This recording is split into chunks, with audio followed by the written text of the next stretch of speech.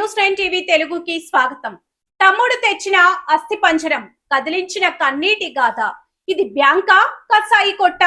ఇప్పుడు మీరు వినబోయే ఈ ఘటన ఒళ్ళు గగ్గురు పొడిచేలా చేస్తుంది. వింటనే గుండె తరుక్కుపోయే విషాదం, మానవత్వం ఎంతగా చచ్చిపోయిందో చెప్పడానికి ఒక నిదర్శనం.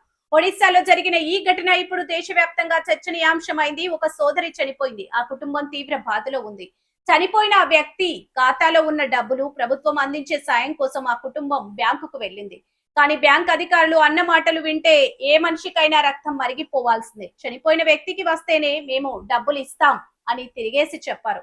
ఆధార్ కార్డులు, మరణ ధృవీకరణ పత్రాలు చూపించిన ఆ కసాయి అధికారులకు కరగలేదు.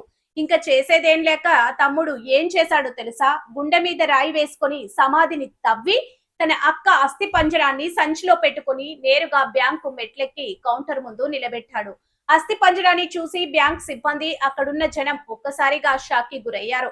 ఒక వ్యక్తిని బతికించలేకపోయినా పర్లేదు, కానీ కనీసం చనిపోయిన తర్వాత కూడా ప్రశాంతత లేకుండా చేయడం ఎంతవరకు సమంజసం? ఇక్కడ అసలు ప్రశ్న ఏంటంటే, నియమాలు ఎవరి కోసం? సామాన్యుడి మెడకు చుట్టుకునే ఈ నిబంధనలు బడా బడా కార్పొరేట్ సంస్థలకు, వేల కోట్లు ఎగ్గొట్టే విదేశాలకు పారిపోయే ఆర్థిక నేరస్తులకు ఎందుకు వర్తించవు? అధికారుల మెదడులో మానవత్వం ఉందా, లేక కేవలం అంకెలతోనే వ్యవహారం నడుస్తుందా? టెక్నాలజీ పెరిగిందని గొప్పలు చెప్పుకుంటాం, కానీ ఒక చిన్న సమస్యను పరిష్కరించడానికి సామాన్యుడిని ఇలా శవాల వెంట తిప్పాలా?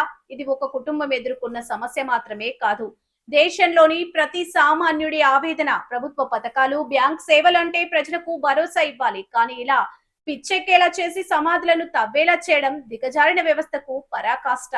బ్యాంక్ అధికారుల కళ్ళు తెరిపించడానికి ఆ తమ్ముడు చేసిన ఈ పని వ్యవస్థపై ఒక బలమైన దెబ్బ. చనిపోయిన మనిషిని రమ్మన్న అధికారులపై ఇప్పటికైనా చర్యలు తీసుకుంటారా, లేక ఇలాంటి ఘటనలు ఇంకెన్ని జరగాలి? ఇదండి ఇవాల్టి రిపోర్ట్. మరిన్ని సంచలన వార్తల కోసం చూస్తూనే ఉండండి న్యూస్ 9 టీవీ తెలుగు. జై హింద్.